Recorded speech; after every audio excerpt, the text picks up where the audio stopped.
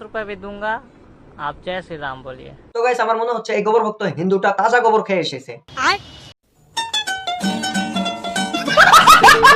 কারণ তাজা গোবর না খাইলে তো সে 10 টাকা দিচ্ছে আর বলছে বলেন জয় শ্রীরাম। একজন মুসলিম ভাইকে বলছে বল জয় শ্রীরাম, 10 টাকা দিবে।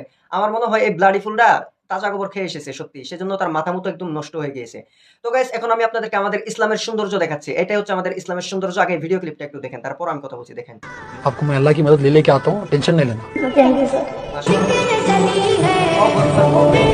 हमारे रसूलुल्लाह की सीरत है, हम सबको देखते हैं, हम हिंदू को, क्रिश्चियन को, सिख को, हम सबको देखते हैं। हमारे रसूलुल्लाह की सीरत है।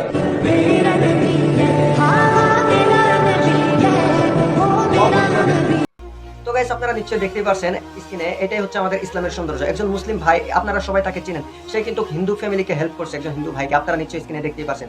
এটাই হচ্ছে আমাদের ইসলামের সৌন্দর্য ভাই। আল্লাহু আকবার।